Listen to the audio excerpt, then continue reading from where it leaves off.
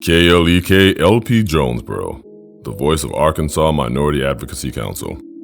It's now time for Community Conversations, a program focusing on the people working to make the Jonesboro community a better place, while offering viewpoints from all sides of the issues. The views expressed in this program are those of the participants and do not necessarily reflect the views of KLEK 102.5 FM, the voice of Arkansas Minority Advocacy Council, or our underwriters or sponsors.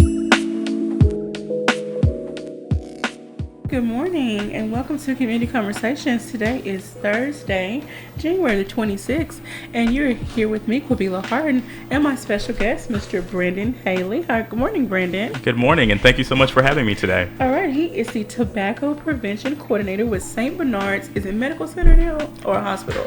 Yes, ma'am, it's medical center, but I'm stationed out of the Health and Wellness Facility on Matthews Avenue. Health and Wellness Facility. And that is a very lovely facility. Yes, ma'am. It's so many things that you can do inside of our facility. All right. So before we get started with the topic of the day, please tell the listeners and viewers out there a little more about you. All right. So like I said, my name is Brandon Hailey. I serve as the Tobacco Prevention Coordinator for St. Bernard's. And a little background on how I got into tobacco prevention. So last year in spring of 2016, I actually graduated from Arkansas State University with my health studies degree. And during that whole time I was in undergrad, I knew I wanted to work in the health profession and work in kind of community outreach. But it wasn't until after I graduated that I found exactly what I wanted to do. So I was able to really stumble into tobacco prevention just by researching out, seeing what's out there in the community, and kind of just assessing what the needs in the community are. So St. Bernard's ended up opening a tobacco prevention coordinator position, and just reading through the description, it was a lot of community outreach, community engagement, and a lot of policy change. And I was like, wow, that's going to be the main way that I can break into this community and actually make a change. So I ended up applying for that maybe around June or July, and I ended up starting my position in August. So I've been there almost 6 months. It'll be 6 months in February. That is wonderful. And you would think that as long as St. Bernard's has been around, and as long as tobacco issues and usage and health related issues to that has been around, you would think they would have started this program to some degree way before now. Had they previously had any type of program similar to this? They actually have. Before I got into the position, they actually had another coordinator in place. Okay. So my predecessor left around July, but before that, we are actually, a little background on the program itself. Okay. We are funded through a grant through the Arkansas Department of Health. Okay. And that's basically funded through the Master Settlement Agreement and grants from the Centers for Disease Control, or the CDC. So basically the Master Settlement Agreement, just a little background on that, was when the tobacco companies got sued by the major government. So if you look back from the 1950s until when it came out into the I think it was late 90s, that a lot of evidence started to come around how chronic diseases started to form from tobacco, and more people were becoming more vocal about it. So that was kind of a payout for the big tobacco companies to settle on, and I think the total was around $206 billion over, that's a lot of money, over a span of 25 years. So they allocated that over a span of 25 years. So the 50 states that were involved in that settlement agreement decided on how they were going to allocate that money. And funny enough, Arkansas is really only one of the last states that still use that money for tobacco prevention. You'll see other states that use it for infrastructure or road construction, but Arkansas really still uses that money for tobacco prevention. So throughout the state of Arkansas, there's what they call through this program sub-grantees that are basically tobacco prevention coordinators as well, that are stationed at different hospitals, state institution, or local institutions that still do the work of tobacco prevention. So that's kind of how I do what I do. Well, I'm very happy that Arkansas is still sticking with the original plans and using the money for the intended purpose, because we do see a lot of people that smoke various tobacco products, or they may dip, or there's a variety of tobacco products out there, but I would love personally to see the numbers drop overall. I know that we don't live in a perfect world, and so we won't see 0%, but hopefully through education and the programs that you are working under, we can see a reduction. Exactly, and that's one of the main pushes with the Arkansas Department of Health through our grant, is that it's education first. Education, and also a major advocacy component. Because like you said, there's so many different types of tobacco products that are out now. And one thing that you see is there's new products that are always on the rise. Wow. If you look at the statistics, it shows that, especially with younger people, you see the traditional types of tobacco products like combustible products, such as like cigarettes or cigars or even hookahs, are decreasing. But then you have new trends coming up, like electronic cigarettes, that are just as bad and just as deadly that our young people are using. I definitely want to talk about that because I'm a teenager, and you know, he's always trying to debate with me. Oh, that's not the same, and it's not this, and it's not. It's just blah blah blah.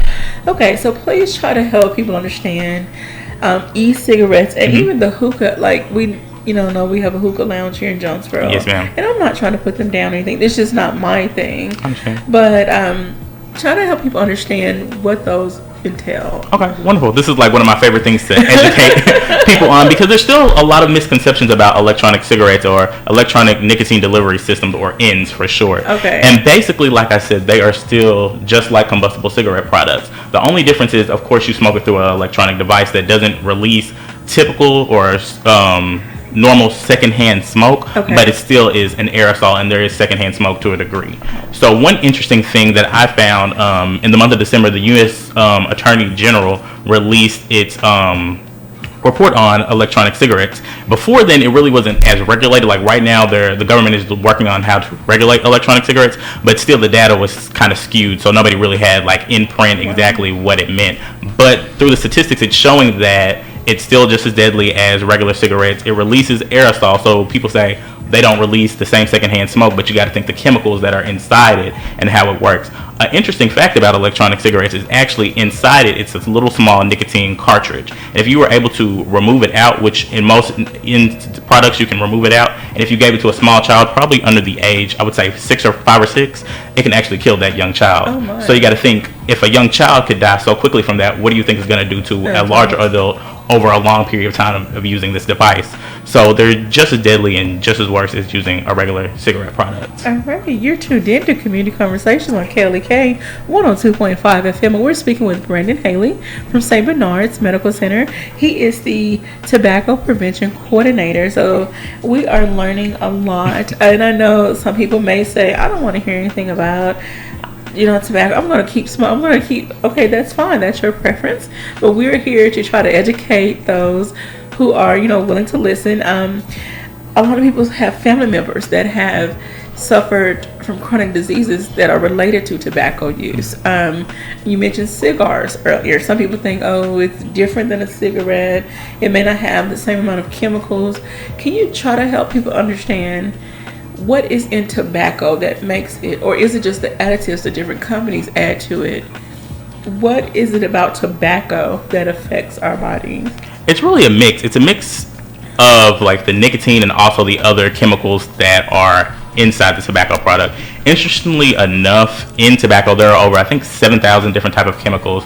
Some, for example, are like arsenic, formaldehyde, all of these deadly chemicals that you would find probably like in cleaning products or like battery acid. So you got to think all of these deadly dark chemicals you're ingesting through your body. So that's how it influences the chronic illnesses and the chronic diseases, because of course you're not supposed to take those types of products inside your body.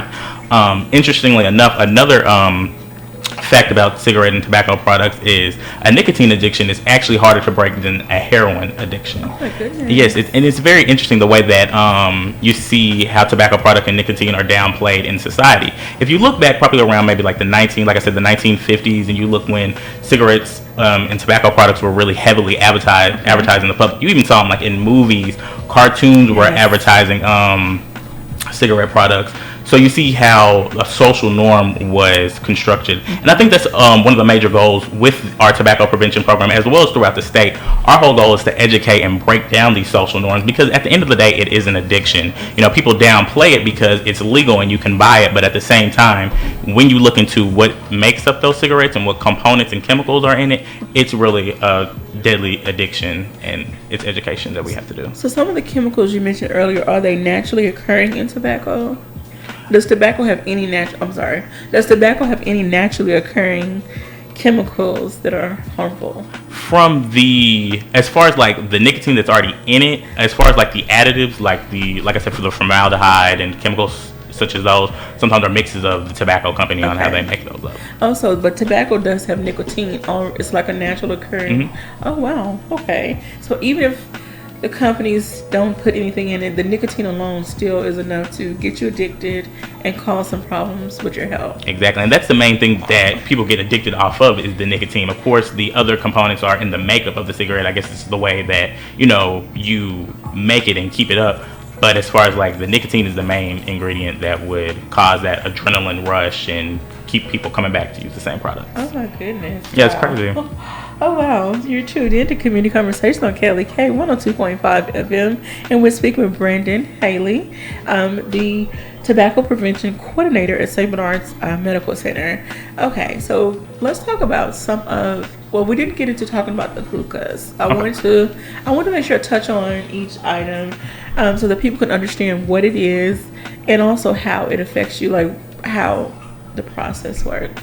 Okay, so like I said, hookahs are the combustible product, just like cigarettes and cigars.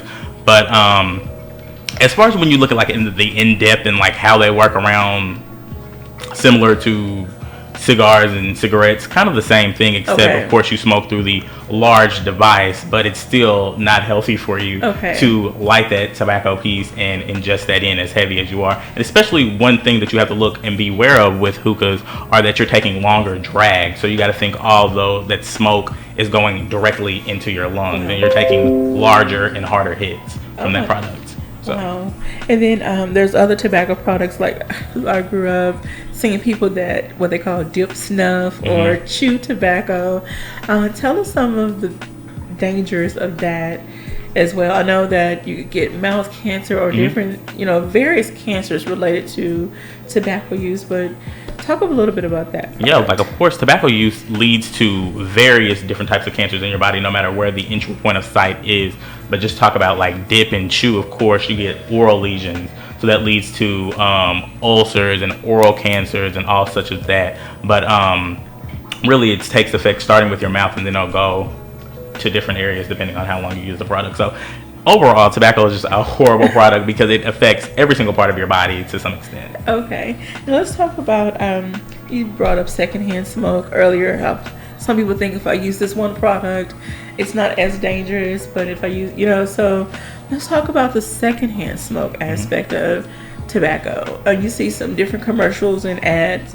Of course, they're probably put out by people that are trying to discourage tobacco use. Shows that people who inhale secondhand smoke are just as likely or more likely to get sick than the people who are actually smoking. Yes, you see a large amount of people who develop chronic illnesses or get different types of diseases because they are open to secondhand smoke. Because the way that you have to look at that is, of course, just say I'm the smoker and I'm sitting here smoking. Of course, I'm ingesting that in. But let's just say I have someone next to me. They're also taking in the same amount of smoke as well as the unfiltered smoke at the end of the cigarette. So you're getting a heavier hit than the person who was sitting there smoking themselves. So you're putting the other person more in harm's danger than actually you are doing yourself. Oh, wow. So I want to talk about some of the studies that you all have done and then some of the work that you do with your program. Do people come to the hospital to sessions? Do you go out to the community? Like, do you set up different meetings or different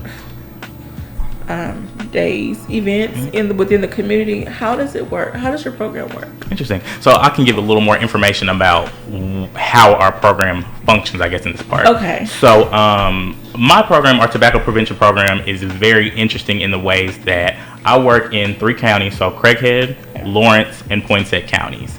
And we are assigned a work plan by the Arkansas Department of Health through our grant. So right now I work in 4 different areas for this fiscal year. So I work in point of sale advertising or content neutral advertising. Okay. So basically that is if you look at a convenience store, a gas station, a grocery store, and you look at all the advertisement that is outside of their windows as well as the advertisement that they have inside their store. We focus on, of course, tobacco advertisement, but the way that content neutral advertising works is all different types. So you can talk about unhealthy food choices and such as those. So we try to work with local convenience stores, gas stations, businesses to limit the number of advertisements that they have on their store. And it kind of serves a 2-point purpose. when you think of like a public safety issue, so you got to think, especially for a gas station, they have high rates of getting robbed. So you think about, if I'm littered in this type of advertisement, the law enforcement can't see inside, nor that the workers inside can see out. So there are prime places to, set up for a robbery. So that's how we say it on that part. And also, we want to decrease the number of advertisements, because the public is very open to looking at advertisement. Tobacco advertisers are really smart in the way that they do their advertising. Yes, so they set it up a specific way, and we try to work inside to help decrease that, so that won't be as readily available. So we do point of sale content neutral advertising. We also work on tobacco-free park policies. So we talk to different cities about educating them on the benefits of adopting tobacco-free parks. So if a city is interested in walking through the process to do that, my organization helps them set out a policy, and we kind of educate their city council, educate their community, and we walk through them with that process. So we do that. We also do business policy. So let's just say there's a local business in town, or that in one of our 3 counties, that wants to say, hey, I want to do a tobacco-free policy for my work site. We give them the benefits of doing that, such as, lowering your insurance. And basically we give them the resources that they need to make sure that that plan stays alive. So kind of like give them cessation resources, ways to keep your policy alive and keep people engaged in it, and just make sure that it has a good turnover rate. And lastly, we work on youth initiatives. We do 6 youth initiatives throughout the fiscal year, and basically right now we're focused in the Jonesboro area. So I work with a group called Project Prevent Youth Coalition, and the youth is ages, I think they're grades 8 through 12. And basically I have youth come out to the Health and Wellness Center. We do meetings and educate them on tobacco prevention, like why is it important, how these tobacco industry is affecting them, how they target to them, their friends, their family, and basically just teach the students how to be advocates in their community for tobacco prevention. Wow. So Okay. that's a little loaded on all that I do, but in a quick synopsis. Okay, so you work on 4 points in 3 counties. Mm-hmm. You stay pretty busy. Yes, ma'am. It's a busy time in the office right now, but I'm really excited. Like I said, I just started my position in August, so it's a lot of community contact. So I've been in the communities in my 3 counties, meeting mayors, meeting citizens, doing different events. One thing that is really effective is we work on community needs surveys. So basically that is, you go out to the community, you meet them, and you assess their needs. Like, what are the problems in your community and what can we solve? So I've been doing those in all 3 of my counties, and I'm really happy to say that at first I started working in Poinsett County really heavy, and St. Bernard's just got their first tobacco-free park policy with the city of Harrisburg. That's and we've been wonderful. I'm really excited about that. We were working with them since the beginning of September, so we were able to go out, use our community needs surveys, assess the city of Harrisburg, work with their mayor, work with their city council, educate them, and they came together as a community to say, hey, this is really important that we have this policy in place. So now they have tobacco-free parks and city property, and that's all comprehensive, which means it means electronic cigarettes, smokeless tobacco, and combustible tobacco. So we're really excited about that. So are they going to do some type of event to, make the public aware, make the citizens of that area aware, like some type of, come out to the park, a big are they going to make it a big celebratory thing? Or right now I think we're still in the process of, because the policy just got passed a couple of weeks ago in the city of Harrisburg, so we're still working on some of the logistics as far as like getting signage for the park, we want to do a large media campaign, so we're going to put it out in the newspapers and invite the media out, because right now, before the policy got passed, the mayor Randy Mills actually went to KAIT and they actually did a story on it. So it was kind of a little background work before the policy got passed, but really just letting the citizens know what's going on in their city and see how that's going to turn over. So far we've heard positive feedback, and a lot of people are really excited about their tobacco-free parks. Okay, and I know this question I'm always thinking differently. Has an environmental study been done? People smoke, they just drop their butts wherever. People walk their animals, or their animals in the wild. They may get a hold to those butts that still have a concentration of nicotine within that filter. You talked about, if children get a hold of the filter or the nicotine pack that's in the e-cigarettes, what effect it has. So has any studies been done on, cigarette butts are not, I don't think they're biodegradable. Okay, so what impact it has on the environment as well? I haven't seen, and I know, excuse me, that studies exist on the environmental effects, but I haven't done any environmental studies, or have I seen that in our area. But one thing that I do know is I work in close partnership with different coalitions in the area, and coalitions are basically like different community groups that have a focus on impacting the community in some sort of way. And I work with the Obesity Coalition that's located at the University of Arkansas Extension office, right next to the health department on Washington, and they are very agriculture focused. And I was talking with one of the directors on a study that she was able to participate in, that when you have like cigarette butts that are littered around a park, if a bird takes one of those in, it's actually, they're unable to digest it. So really it forms kind of like a glass case in their stomach, and it ends up killing the bird. Oh my goodness. All right, well, we're going to get ready to take a quick break. I'm enjoying this conversation so far. Please stay tuned. Don't go anywhere. If you have any questions or comments, leave them on our Facebook page. I'm sorry the phone lines aren't open, but you can leave the comments on the Facebook page. And we'll be right back after these announcements. You're listening to Community Conversations on KLEK 102.5 FM. We'll be right back.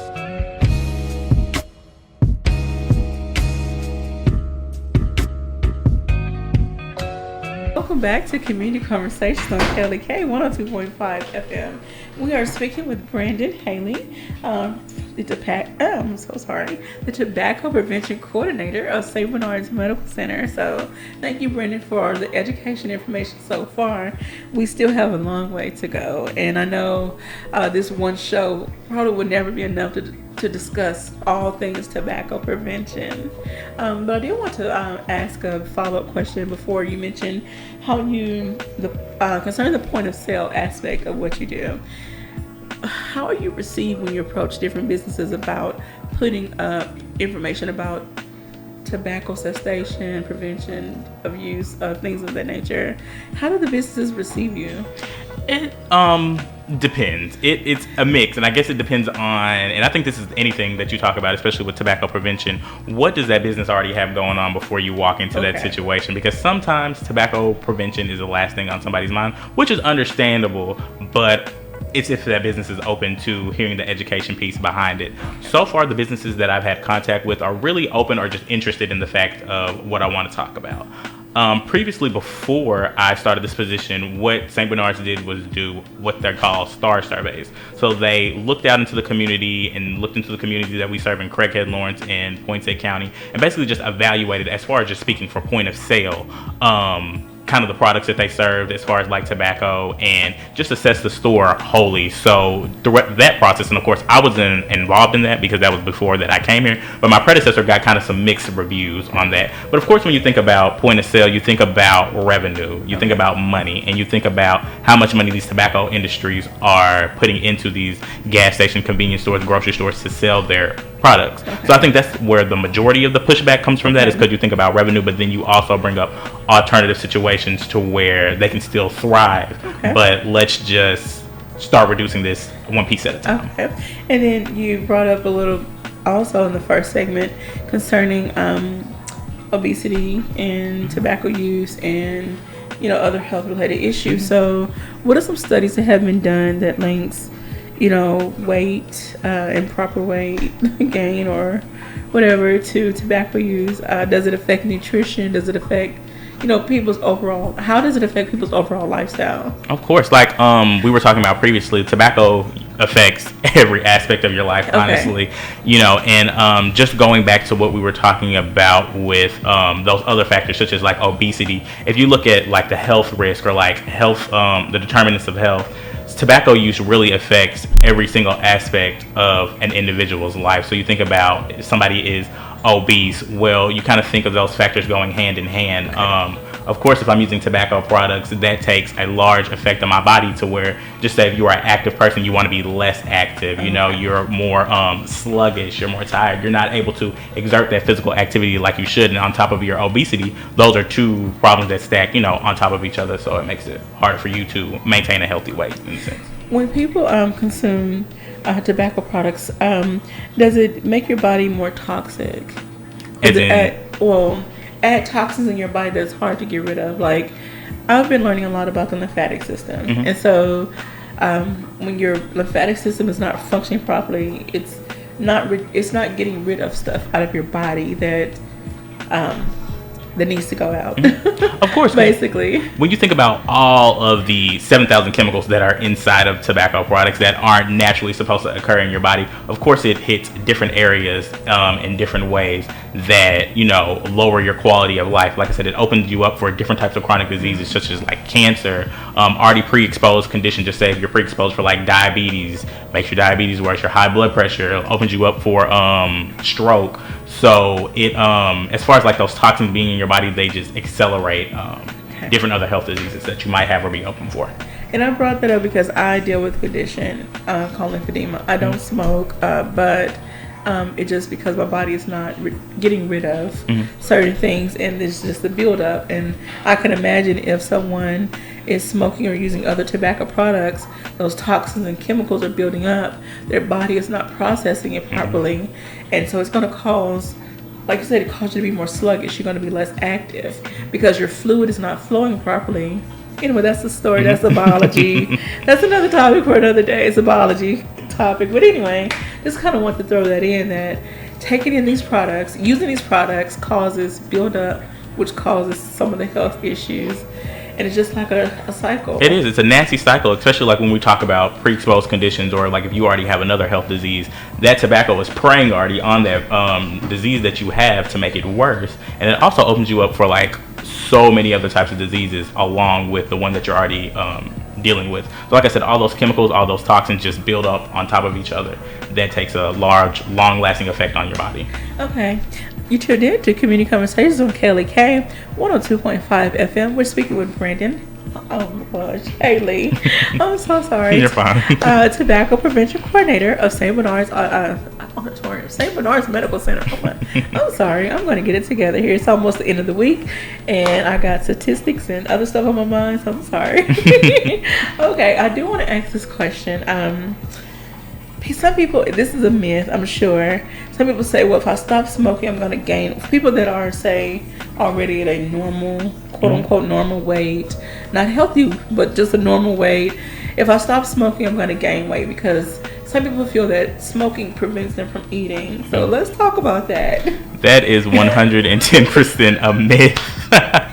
There's been studies done that show even in obese patients who still smoke, you're not losing any weight. So I think where that myth comes from behind is if I give up, or it's maybe that thought that if I give up smoking and using my tobacco product, it's going to make me gain weight. But really, you just try to replace it with something else. And I think that's exactly what it comes in. Sometimes people choose other unhealthy options, such as eating excessively, that accelerates your weight gain. But as far as like the tobacco product and the nicotine itself, that doesn't make you gain weight. Okay, so through your programs, do you try to help people to, one, see what caused them to start smoking to begin with? Is smoking usually linked to some type of psychological thing, some type of psychological issue? I think from the studies that I've seen, as far as like how tobacco use is started, just like any other drug, of course, if something happens, I guess, traumatic in your life, that, or some type of event, that smoking could go hand in hand. But what I've really seen is like the age that somebody has started smoking. Like if you start smoking at a younger age, of course you have that longer with you. One initiative that our organization is looking at is what's called a T21 policy, or Tobacco 21. And that's basically where you rise the age of buying tobacco products to the age of 21. Thankfully enough, and it's really exciting, in the state of Arkansas, there's only one city that has successfully passed that policy, and it's Helena, West Helena. Really? So yes, ma'am. They they passed it last year. I think it was maybe June or July, and it was through one of our grant programs. Okay. The person who passed it, I think, was funded through a ADH grant. But we're all looking towards that, because when you see the statistics and the studies behind raising the age of 21, basically it says if you get to the age of 21 and you haven't and smoke, there's a really small chance that you will start using tobacco products. I mean, you have to be 21 to buy liquor, so why not raise the age to 21? Exactly. And when you think, I know there's been a lot of comeback for us as tobacco prevention coordinators saying, well, if I can go fight in the war and I can go be active in the war, then I should be able to buy tobacco products. But you shouldn't compare a service as serving our country and such a privilege as serving our country to a lifelong of deadly tobacco use, you know? So that's one thing that we always educate on, like, your health doesn't compromise with you being free or you being right. You have to make sure that you don't start using tobacco products and try to relate that to something as prestigious as serving our country. I know. Oh my goodness. Okay. I'm not going to be on that soapbox. I would say, because I have one with that one too. Okay, so let's talk about the youth initiative a little bit more. What are some things, I know you went into how you're working right now with Jonesboro schools. How many of the schools do you get into, or do they just come to you to the hospital? How does it all work? Well, really the way that our grant is set up is the Arkansas Department of Health have what we call CHIPS and CHINs, or Community Health Promotion Specialists and Community Health Nurses. Now, on that side of tobacco prevention, they will go in and do programs in the school. But as tobacco prevention coordinators, what we can do is like lunch hour programs or after school activities. So my whole thing is I do activities after school, like 5 or 6 o'clock, depending on what time's best for my students. So in order to promote for that, I was able to get in contact with the school. So I know I went to Jonesboro High School, Valley View. I had some contacts at Nettleton, and basically just advertise our program. So I went and talked with the students at the beginning of the school year, probably around September, and just basically said, this is the program that we're putting on. This is why it's important. You should come and be involved. And I was so thankful that I got so many students in the Craighead County area. I think for the first kickoff that I did, I maybe had like 16 students that came out. So they were able to come out, get educated, and then basically the youth picks initiatives that they want to work on that are inside tobacco prevention, and we let them go for that way. So we had to basically restructure our committee or our youth coalition when I got on, because we were kind of lacking at the end of July. Like, a lot of our students graduated, so we had to kind of like pick them back up. But I think we're doing pretty strong right now. We're at probably a solid group of 7 to 10 students, and we're looking into so many different projects throughout the year, and my students are really, really excited. So I love it. I love seeing youth engagement. Like, that's one thing that I'm really passionate about, because previously, before working for tobacco prevention, I was a Upper Bound mentor for the Upper Bound program on campus, and I did that for 2 years. So I grew like a close attachment to a lot of the students. Some of my students participated in Upper Bound who are in the coalition now. So I have a really big soft spot for students, and I love youth engagement, because the youth are truly our leaders for tomorrow. So you have to train them up right so they'll be able to make changes in their communities. So I would just want to encourage anyone out there that's listening, if you work with youth, if you have a mentoring program, reach out to Brendan and let him come and do something with your kids to talk about tobacco cessation. Like, we don't want to see our young people get started in a life that they don't have to. Like, we don't want them to develop health problems early on. We want them to have a healthy life, have a good start. There's this old adage, smoking is cool. It's not necessarily cool. I saw a commercial, and I'm sure it's another one of those commercials to try to get people to stop smoking, but it was advertising a certain product. But this dad was like, he missed his son's winning shot or whatever because he was outside smoking. So if he hadn't been smoking, he could have been more active, more present in his son's life and his son's game and whatever else they were involved in. So let's talk about how stopping use of tobacco, especially smoking, since that's one of the biggest ones, but stopping use of tobacco can help you be more present in your life and other people in your loved ones' lives. Of course, because using tobacco takes a lot out of you, especially if you're a heavy nicotine user. You can smoke or dip multiple times a day, and that cuts out such a major part of your life. And not just speaking of time wise, but you're even thinking about time as far as like your health, how many years that like depletes off of your life in that sense. So it's very vital that if you smoke already or the tobacco user, just educate them, kind of let them know what's going on, because it's like there's so many hours in the day, so many days that you're missing out of your life, a loved one's life, because you are addicted. Honestly, you have an addiction to that tobacco product. With the different programs that you do, they're back when I was in school, back in 1990 something, we used to, in health class, we used to see these pictures, healthy lungs, smokers' lungs, and of course they were all black and, looked like a rotten piece of meat. Do you still use some of that, some visual aids to show people the effect, like real pictures, but real pictures of what the inside of the body looks like? Of course.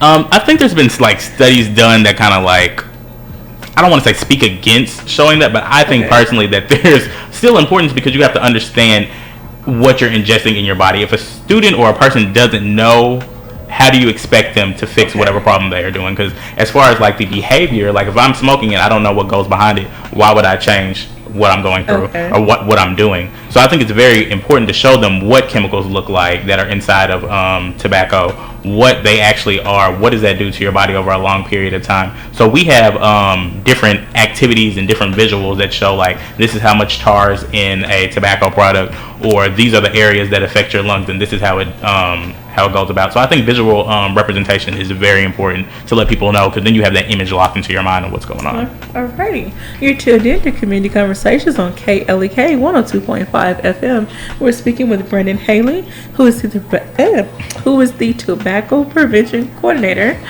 for St. Bernard's Medical Center. I don't know what's going on with me today. I need to take a nap or something. I'm sorry. You're fine. Okay, so we're going to move along. Let's talk about some other aspects of the program that the community may not be aware of that you all do.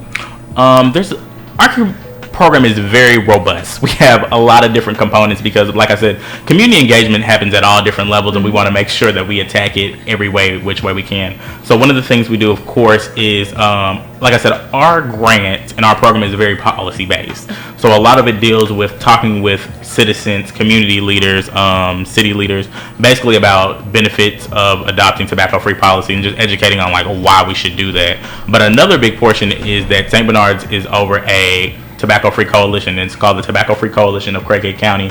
So we have different professionals in the area come out, and basically I'll lead the coalition and kind of say, these are X, Y, and Z projects that we have going on for our grant year.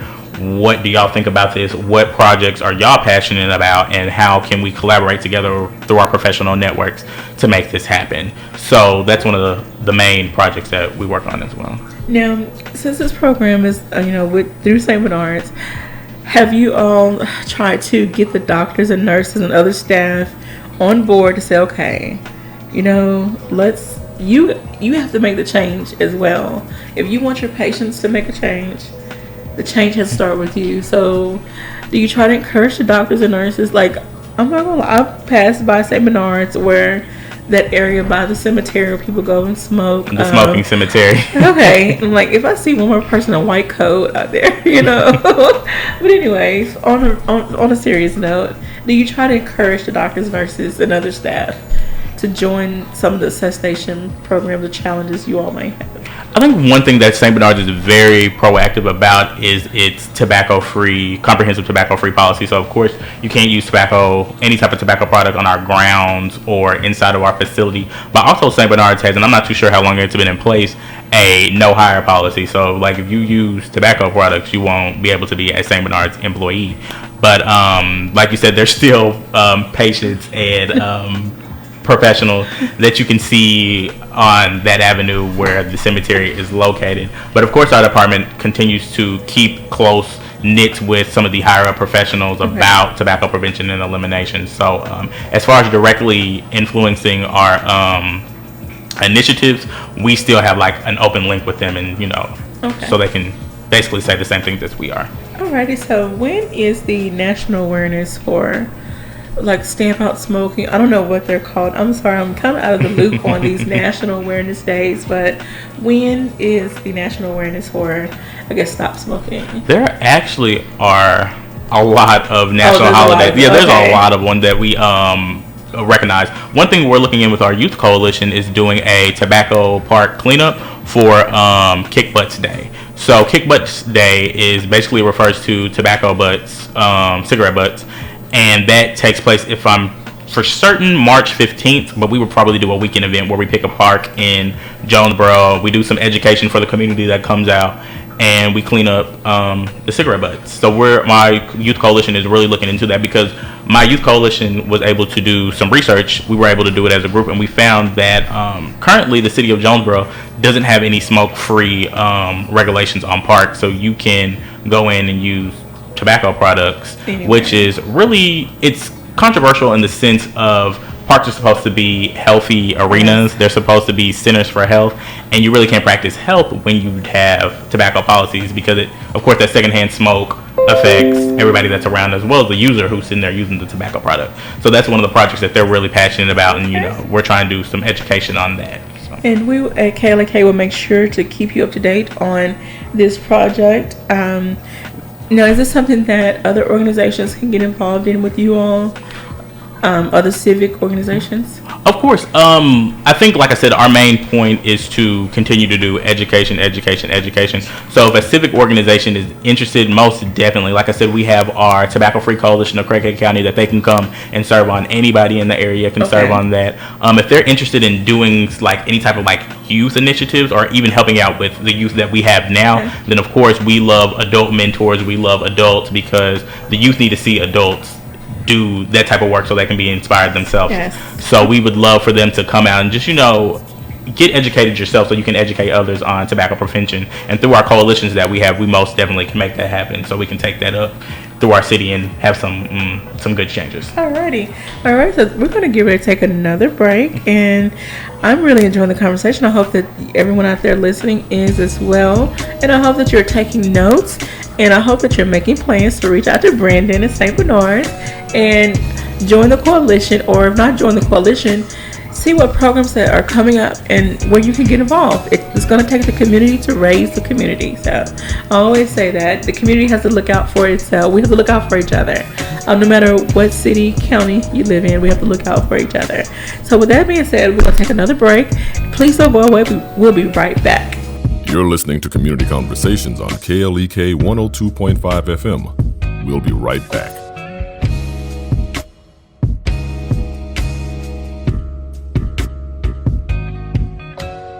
And now back to Community Conversations on KLEK 102.5 FM. Welcome back to Community Conversations on KLEK 102.5 FM.